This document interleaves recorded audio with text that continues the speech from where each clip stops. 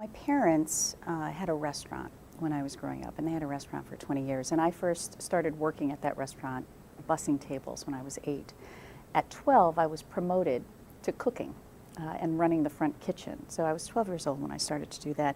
And that was actually the first time I had to manage other people. And those other people were my aunts and my mother and other people who were working in the back kitchen. So that was really the first experience I had at having to manage people. And you know, for me, that first management experience brought home the fact that managing isn't about just telling people what to do. It's really about managing a collaborative process so that you come out with something wonderful at the end of that process. In our case, that was food. In the case of a conductor, it's a beautiful piece of music. In the case of a business, it's, you know, in our business, it's a really terrific branding campaign. But it's very much sort of the same process from the time I was 12 to now.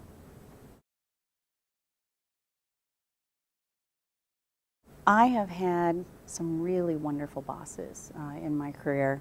I've also had some not so great bosses in my career.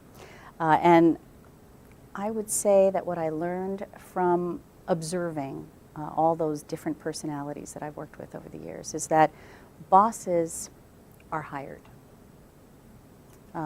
Leaders are chosen by the people around them.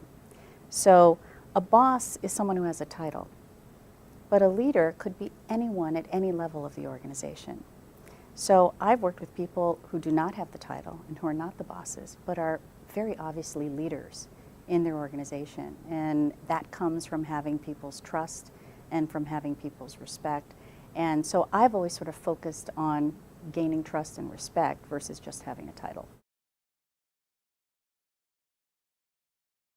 I think when I first became a manager outside of my parents' restaurant, I was so focused on feeling like I needed to have all the answers that sometimes that was a hindrance in being a good leader. I think how it's evolved is that I've come to the point where I know I can't have all the answers. And I don't try to have all the answers. What I try to do is have the right questions so that I'm challenging the people around me, so that I'm looking for other opportunities and other ways of doing things. And so that's the biggest evolution, I think, in my approach to leadership.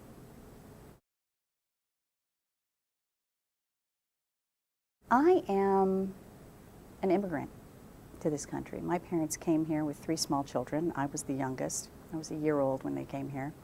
And they came with just enough money to go back.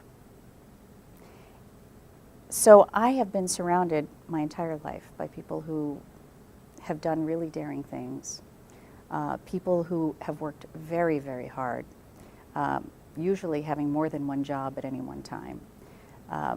My family is a family of entrepreneurs. My sister, my brother, and I all have our own businesses. My sister's 2 children have their own businesses. My sister's husband has his own business. So we're a really hard-working family. So, you know, I've never been able to sort of settle in and think that somehow I'm working harder than anyone else. So I have that sort of keeps me grounded. The second thing is, by choice, I've surrounded myself also outside of my family with really exceptional people.